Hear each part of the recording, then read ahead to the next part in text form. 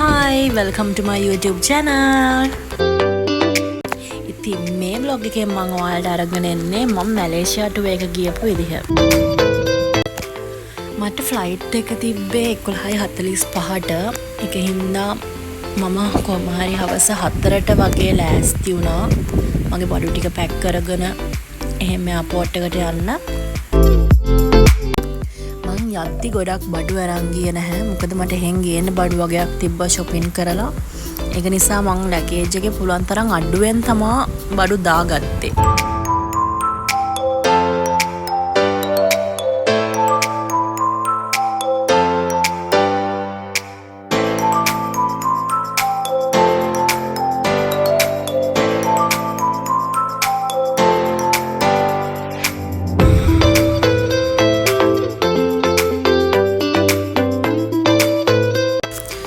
බඩු ටිකත් රෙඩි කරගෙන කොහොම හරි ලෑස්ති වෙලා ඉවර වෙද්දි 6 විතර වුණා.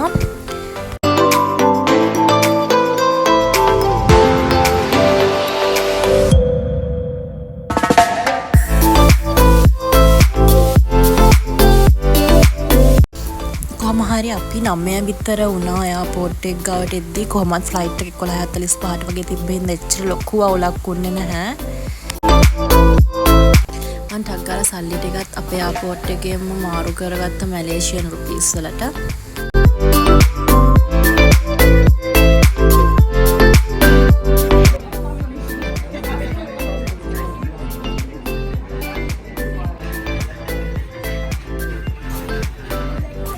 මට ෆ්ලයිට් එකට යන්න තව වෙලා තිබ්බ හින්දා මට පොඩි බඩගින්නක් ආව ඒ වෙලාවේ. මම එතන තිබ්බ ෂොප් එකකින් පොඩිවට සෝටිස් වගේක් කෑවා.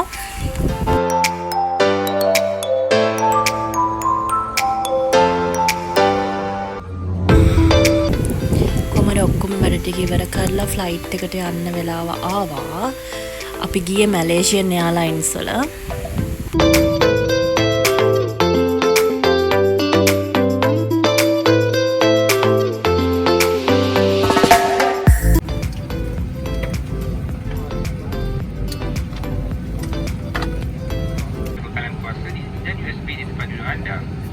Jika corong Z dilepaskan dan anda sedang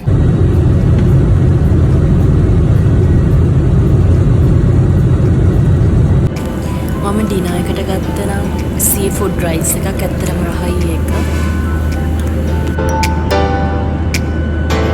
secure your retrieval in progress. Please ensure your window shades are drawn up.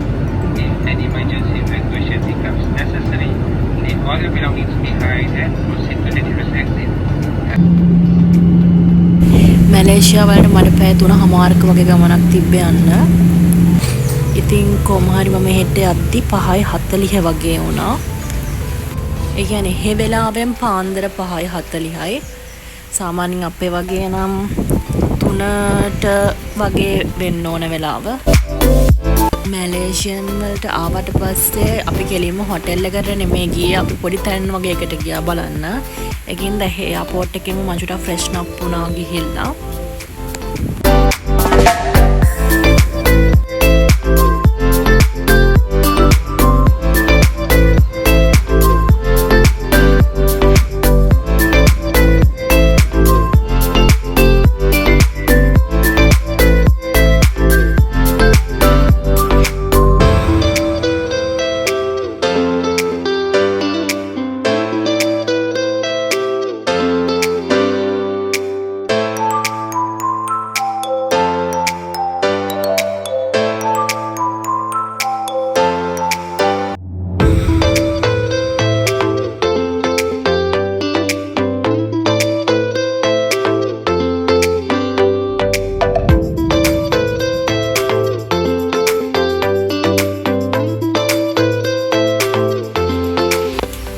අපේ ඉස්සරවම ගියේ බ්‍රෙක්ෆාස්ට් එක ගන්න මැලේසියා වලට ආවට පස්සේ වෙලාව කොහම හරි 7:00 8 වගේ වෙන්න ඕන.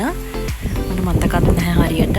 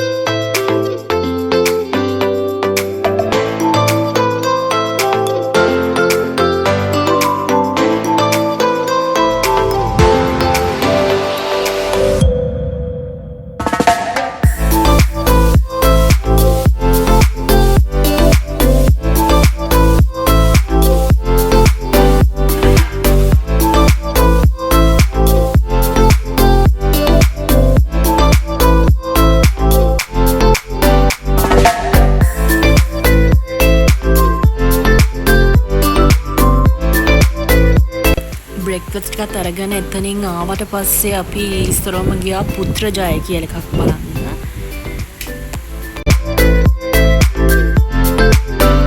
ඒක මට හිතන විදිහට එතන නිකන් අර පාර්ලිමන්ට් එක වගේ අපේ ආයෙ නිකන් මොස්ක් එකක් වගේ තියෙනවා නිකන් ඒ ඔක්කොම නිකන් අර මොස්ක් ටයිප් එකට තමයි හදලා තියෙන්නේ. අපිට හොටෙල් එකට චෙක් ඉන් වෙන්න තිබ්බේ හවස 3ට. ඒකින්ද අපි උදේවරුේ ඉඳලා සුටක් දවල් වෙනකන් ඇවිද්දා තැන් මගයක් බලන්න ගියා. ඊට පස්සේ අපි කෙලින්ම ගියා පන්සලකට. ඒක චයිනීස් පන්සලක්. හරිම ලස්සනයි එතනම.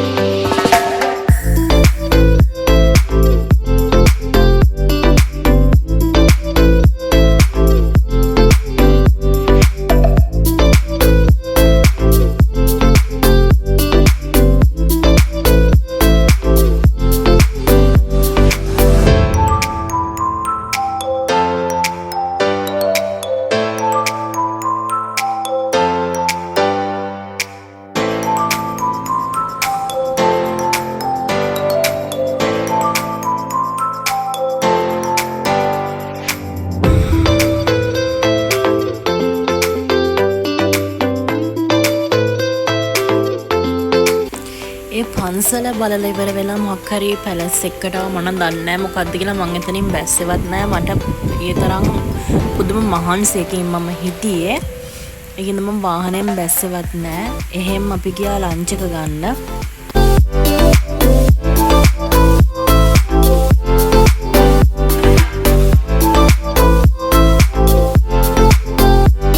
අපි ලන්ච් එකට ගියපු තැනත් ගොඩක් ලංකාවේ අය වැඩ කරා එතන.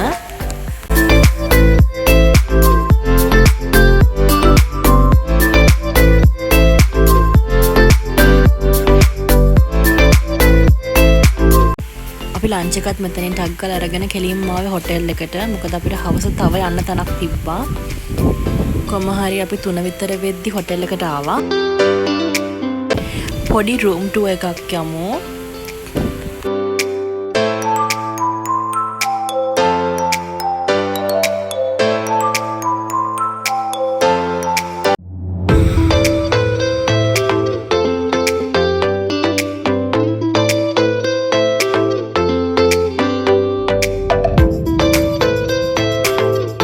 රූම් එකට ආවට පස්සේ නම් පුදුම නිදහසක් තිබ්බේ. මෙතන view එකත් මාරම ලස්සනයි.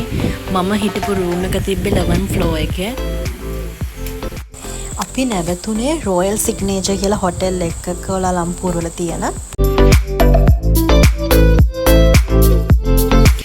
එද්දි මෙන්න මේ වගේ පොඩි ස්නැක් එකක් තියලා තිබ්බා යාලා. කොහමද දවස් 4ක් හිටියා. දවස් 4ම ස්නැක් එකේ විදිහට තියලා තිබ්බා යාලා. කොහොම හරි 4ට විතර මම පොඩ්ඩක් නිදාගෙන ආය 7 වෙදි තිබ්බ ට්වින් ටවර් එක බලන්න. ඊට පස්සේ නැගිටලා මම ඒකට රෙඩි වුණා.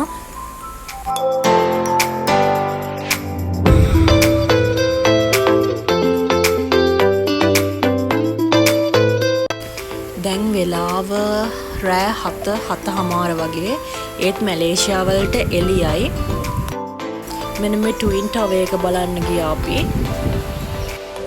අපි හිටපු හොටෙල් එකේ ඉඳලා පොඩි දුරක් තිබ්බේ මේ ට්වින් ටවර් එකට. ඒ හිටපු හොටෙල් එකකටත් හොඳට view එක තියෙනවා මේ ට්වින් ටවර් එකේ.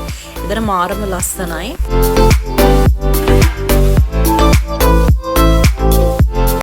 පොඩ්ඩක් ටවුන් ඒරියා එකේ ඇවිද්දා රෑ වෙලා. ඊට පස්සේ අපි ආවා shopping කරන තැන් වගේ එකට.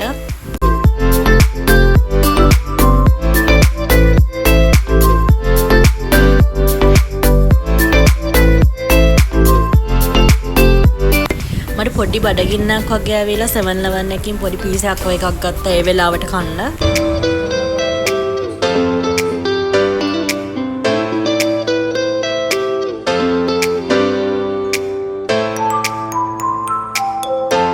පොඩ්ඩක් රෑ වෙලා shopping කරපු වෙලාවේ මම පොඩි ස්ටැචු එකක් ගත්තා. මේ වගේ පොඩි එකක් මැලේසියා ආවා කියලා මතක් වෙන්න.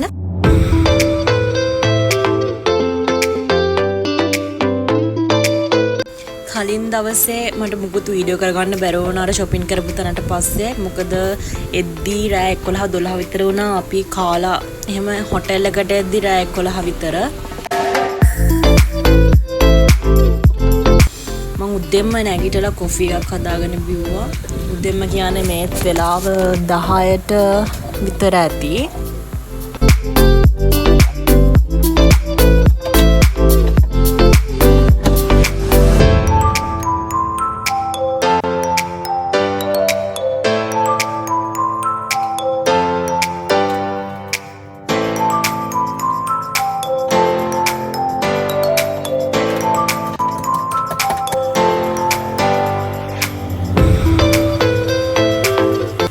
මැලේසියන් part 1 vlog එක මම මෙතනින් ඉවර කරනවා. බලපු හැමෝටම thank you so much. Malaysian part 2 vlog එකෙන් එහෙනම් අපි හම්බෙමු.